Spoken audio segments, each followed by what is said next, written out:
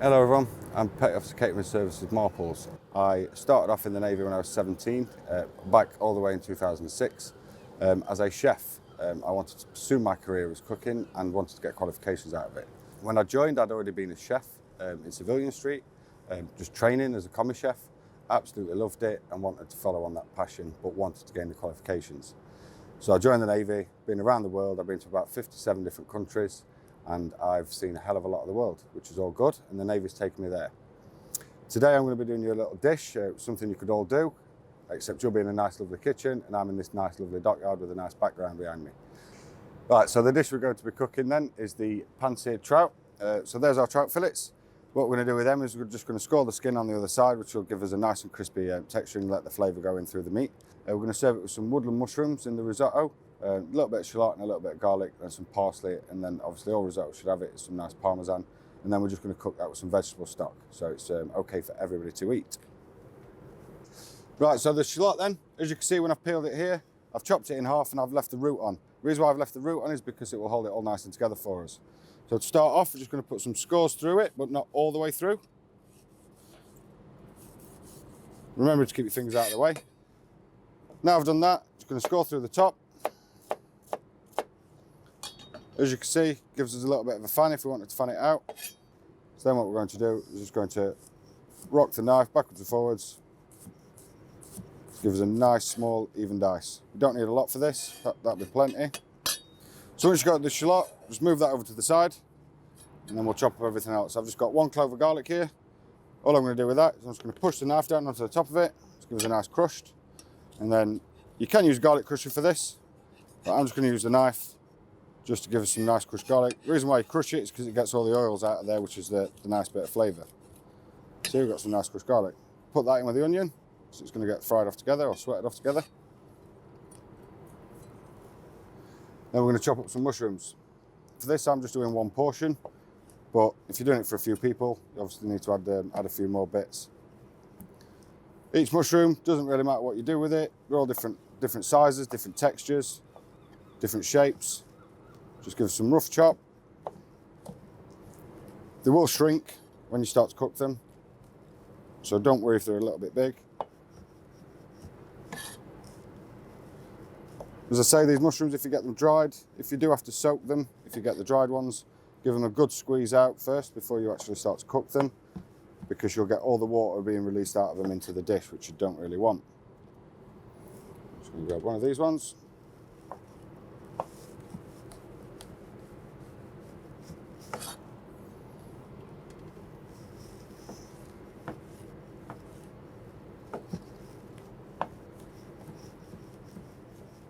All these mushrooms work well together, especially because they're woodland mushrooms or wild mushrooms if you want to buy them instead, whichever ones the supermarket has. And there's everything chopped. So when you start cooking then, you need to make sure you've got a warm pan. I've just put my pan on. It's an induction pan and an induction hob. Solid bottom pan so it'll stay nice and hot when we start to do some cooking. So while that's warming up, we'll just get a little bit of butter. Get that into the pan. You see it just starts melting. What we'll do, we add the shallots in and the garlic. You're not wanting to colour this, you just want it to get the flavour out of the shallots and the garlic. Without that mixed round. Only give it a second. Add in some mushrooms. Turn that up, ready. You're just sweating these off. Doesn't need to be for long. As you can see, my pan's gone a little bit dry now. That's because the mushrooms have started sucking up all the moisture out of the butter. But that will come out again. Mushrooms are just like a sponge. Soak it up, and then the longer you cook them, then it will all come back out of them again.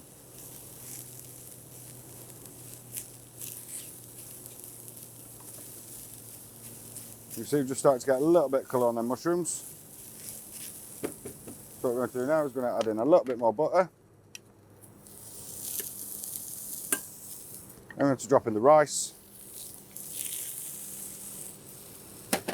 Idea with putting the rice in now is it's just going to start sucking out all that flavour and absorbing it into the rice. Again, like mushroom, rice is like a sponge. When it cooks, it soaks up the water if you're doing just boiled rice, but because we're using stock today for the risotto, then it's going to soak up all the flavour from the stock. which is what gives you a nice flavour towards the end. The fish doesn't take long to cook, so that'll be done as the risotto gets finished. Let that sit there now. What we're going to do is we're going to add some stock in. Trick is not to pour it all in at once. Depending on how much rice you use, depends on how much stock you'll need, but if you make sure you've got plenty there. Stock again, you can buy it in a cube form, like an OXO, or you can buy it in a gel pack, or the stuff I bought is in a actual little packet of already liquid. It's much nicer flavour. What you want to do is you want to reduce it down to a nice steady simmer, and then the trick is to keep adding little and often with the stock. You don't want it to boil dry or simmer dry. It's not about cooking it rapid, you want it to cook nice and steady so then it doesn't burn, because rice will stick.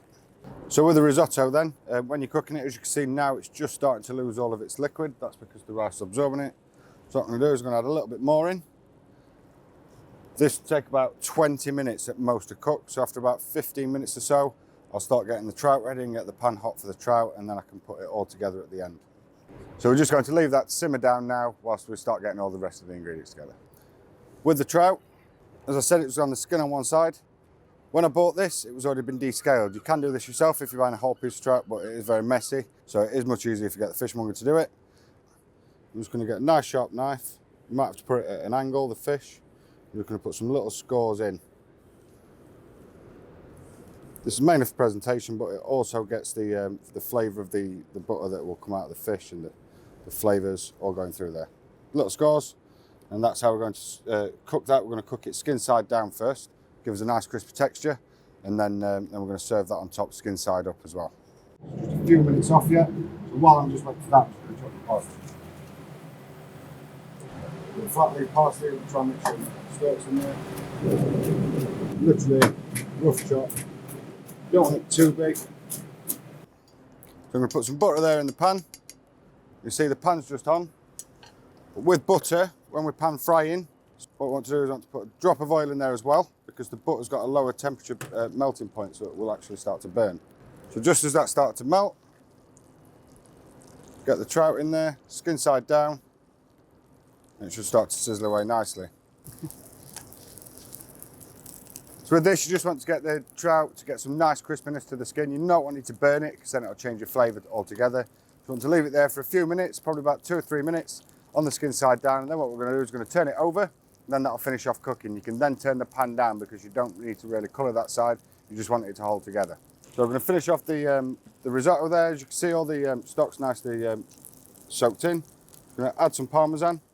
Parmesan's quite salty, so you don't need to add too much salt. You can check it at the end. I'm going to put in some parsley as well. And we'll add in some pepper.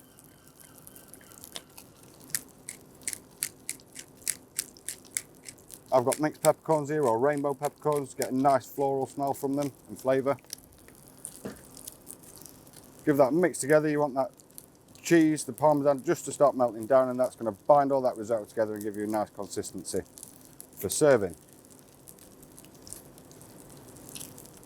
I'm going to turn that pan off now. And just leave that sat there, and it'll just come together nicely. I'm going to give this trout a flip. You see the skin's not burnt, just nice and crispy and brown. So everything's coming together now. Trout's there cooked nicely. Risotto's done. We're going to plate it up. Trick with plating up is you can use many different dishes, many different styles of plating up. Everybody's got their own take on things. With plating up, there's a saying that we eat with our eyes. So plating up is the first thing that you see. When you have a dish put down in front of you, if you go to a nice fancy restaurant, that is the smell of it and the taste of it just by looking at it. It all comes together as one. It's all about the whole experience. So with the risotto, we don't need to put loads in there. Just get yourself a nice mound in the middle. Height's good for when you are serving a dish. When you go to a nice restaurant, it's not about eating one big main course. It's about the whole experience. You can have 3, 4, 5, 6, and even 7 and 10 courses if you have like taster menus, which are really popular at the minute. Get some risotto in there, move that to one side, and then we'll come in with our fish. As you can see, it's nicely cooked. Just ease that off of the bottom of the pan. Place that on top. As you say, you don't need loads to make a dish look good. What we're going to do to finish it off is we're just going to add some Parmesan shavings just to the top, not loads, just a nice little bit. There's a little extra, got a little bit of seaweed here because it's a nice fish dish. So there we have it then. We have a pan-seared trout fillet served on a bed of risotto, which is made of wild mushrooms, parmesan, and some nice vegetable stock.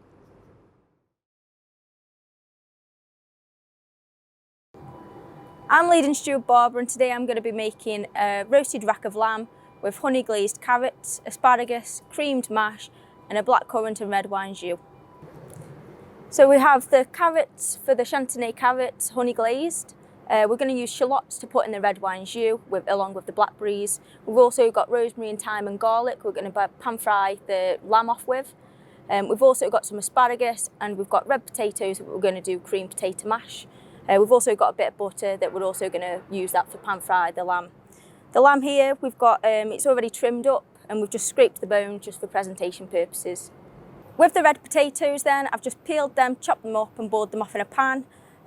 Once that's done, you can then drain them, and I've riced these potatoes, but you can also use a masher as well. The next step then, I'm going to chop the ends of the carrots off, and then we're just going to put them into some salty boiling water just for about 5 or 6 minutes. And then we're going to roast these off.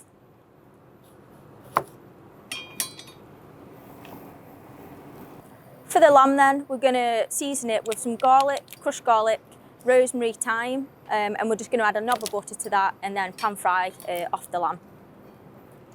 Okay, so now we've got a nice warm pan. I'm just going to add the lamb skin side down into the pan.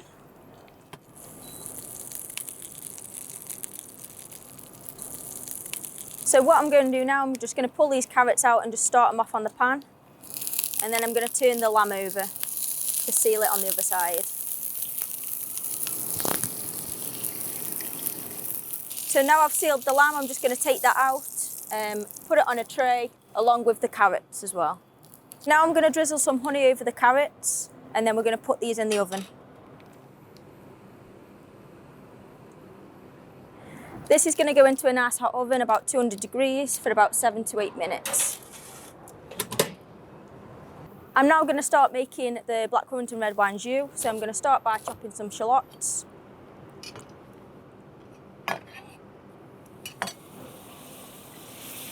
And then I'm going to add some butter and the blackberries to the pan, and then add a red wine stock cube, which basically all I've done is just added a bit of water to that, and that's just going to intensify the flavour in the jus. Now this is reduced down, I'm just going to pass it through a sieve. This is just going to get rid of any shallots and blackberries, but we've still got the flavour in there.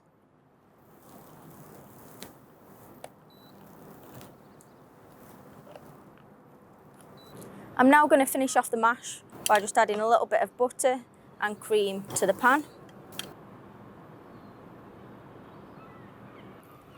What I'm going to do now is just put this on the hob and just slowly warm this through. I'm now going to add the blackberries to the reduction, and then I'm just going to add some reduced beef stock into that as well. I'm now going to just put these to one side, now they've cooked, just to keep them warm, and then we're going to start with the asparagus, and then we can start getting everything together. I'm going to trim the asparagus now, and then I'm just going to blanch them in some boiling water before finishing them off in the oven with the carrots. So what I've done with the mash is just put it in a piping bag, and what I'm going to do now is just plate it up.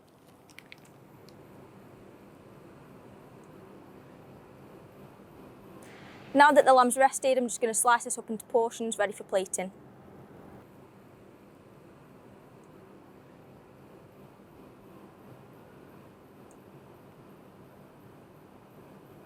Now I'm going to finish plating up. Add the lamb to the dish, trying to be careful of not getting any juices anywhere. So I'm going to get the asparagus and carrots out the oven. It's all about the presentation. A few asparagus. And now I'm going to add the jus.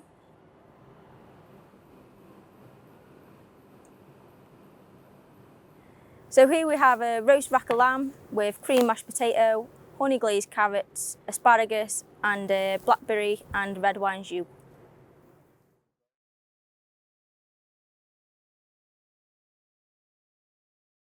I'm Leading Steward, Catering Services Barber, and I've been in the Navy for 8 years. My name is Leading Steward, Catering Services in Ponda. I've been in the Navy 12 years. AB Fletcher, Catering Services. I've served in the Navy for 5 years now. On board ship, my job can vary from day to day. So although I'm part of the Catering Services branch, I also have a secondary role of first aid. One day I could be doing looking after the captain, sorting out dinner parties when we're stopping in foreign countries, having ambassadors, things like that on board. The next day I could be part of the first aid team. If we have a casualty on board, then I'll have to go and help with that sort of incident. I've had aircraft carriers and Type 23 frigates. I've also had the opportunity to serve on shore base, working for rear admirals. In that job, something different from being on a ship, just being a house manager and also a driver to a rear admiral.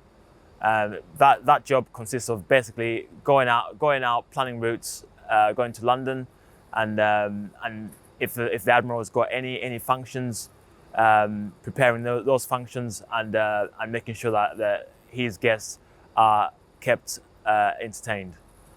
My job at the minute, I travel up and down the UK, going to schools and colleges and partake in Ready Steady Cooks with the kids, college students. We sometimes do cooking demonstrations and just have a bit of chat to them really about what the Navy does. In the Navy, I've been so many different places. I've been to America is the biggest one for me. Really enjoyed that. But otherwise, I've been to South Georgia in the Falkland Islands. I was out there for 6 months, and it was really an interesting time for me. Something out of the ordinary, really different. When I was on HMS Duncan, I did a 9-month deployment on there around the Middle East. The best country that I stopped at was Dubai. It was amazing. I also stopped at Jordan as well, and we visited one of the 7 wonders of the world in Petra. That was also a really good experience. I'll soon be going on my catering services course, and once I've finished that, I'll be joining the fleet as a fully trained chef.